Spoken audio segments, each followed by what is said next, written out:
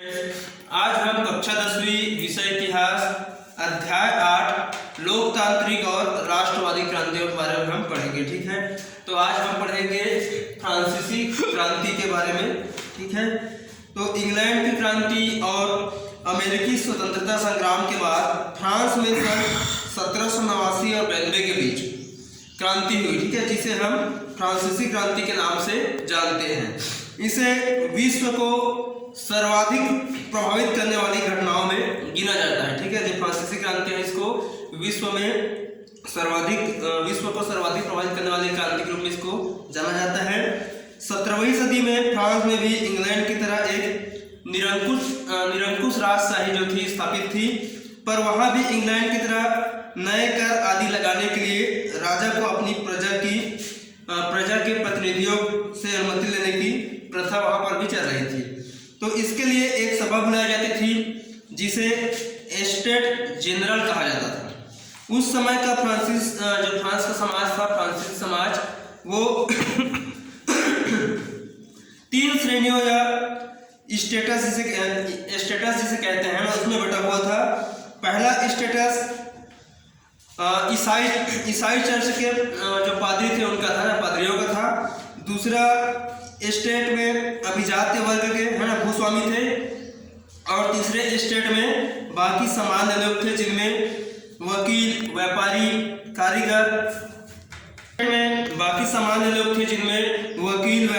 कारीगर, किसान, मजदूर आदि सम्मिलित थे, है ना। तो वैसा देखा जाए तो संख्या में पहले व दूसरे स्टेट के लोग जो कम थे ना, इनकी आबादी के कुल 2.5% थे, जबकि अधिकांश लोग 97.5% तीसरे स्टेट के ही थे।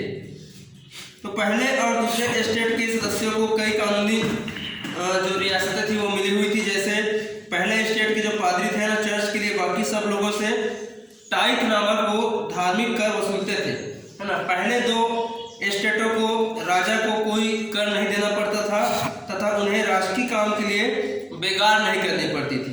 अधिकांश जो उच्च पादरी दूसरे स्टेट के अभिजात परिवारों से ही थे, जिस कारण पहले 2 स्टेट का रुख एक जैसा होता था, है ना, पहले और दूसरे स्टेट का।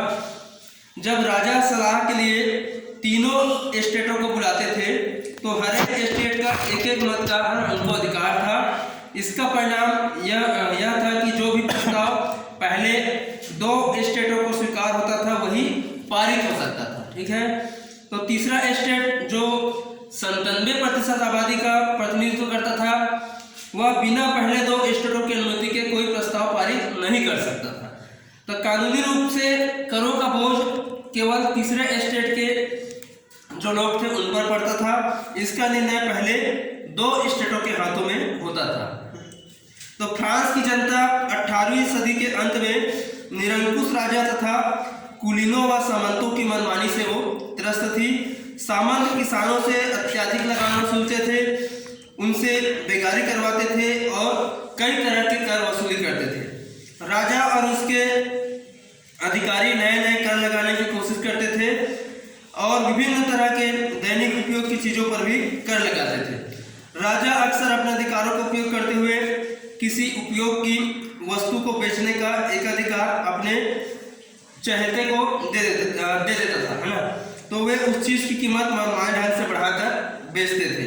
फ्रांस का मध्यम वर्ग चाहता था कि फ्रांस में सामंतशाही खत्म हो और ऐसी राजकीय व्यवस्था हो जो फ्रांस के व्यापार और उद्योगों के उनके हितों में कानून बनाए। वे लोग काफी हद तक लाक, रूसो, दिदेरो जैसे विचारकों के लोकतांत्रिक सिद्धांतों से वे प्रभावित थे।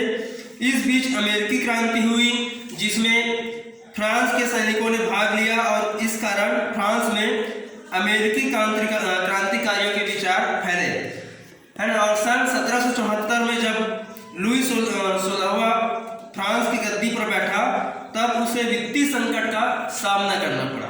फ्रांस द्वारा लड़े जा रहे युद्धों के कारण वित्तीय संकट उत्पन्न हो गया था। इससे निपटने के सारे जो उपाय थे वो असफल रहे। तो राजा, है ना, जो राजा थे लुई 16वां, वे लोगों से लगाए जाने वाले करों में वृद्धि करने के अलावा उसके पास और कोई विकल्प नहीं बचा था। तो लुई सोलहवीं ने 5 मई सन 1789 को नए करों के प्रस्ताव के लिए तीनों स्टेटों की सभा स्टेट जनरल की बैठक बुलाई। पहले और दूसरे स्टेट ने इस बैठक में 300 प्रतिनिधि भेजे। तीसरे स्टेट से 600 प्रतिनिधि आए जो समृद्ध और शिक्षित मध्यम वर्ग के थे। किसानों, औरतों और कारीगर जो थे, है ना, इनको सभा में प्रतिनिधित्व नहीं था।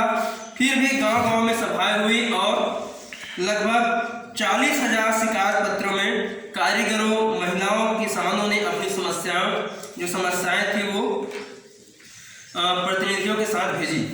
तो स्टेट जनरल के नियमों के अनुसार प्रत्येक स्टेट को केवल एक मत देने का अधिकार था, परंतु तीसरे स्टेट के प्रतिनिधियों ने मांग की कि इस बार पूरी सभा द्वारा मतदान कराया जाना चाहिए, जिसमें प्रत्येक सदस्य को एक मत का अधिकार होगा। तो यह एक लोकतांत्रिक सिद्धांत था जिसे रूसो ने अपनी पुस्तक द सोशल कॉन्ट्रैक्ट में प्रस्तुत किया था। राजा ने इस प्रस्ताव को अस्वीकार कर दिया। ऐसे में तीसरे स्टेट के प्रतिनिधि विरोध जताते हुए सभा से बाहर चले गए।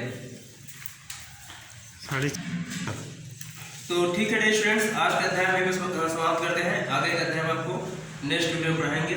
Thank you.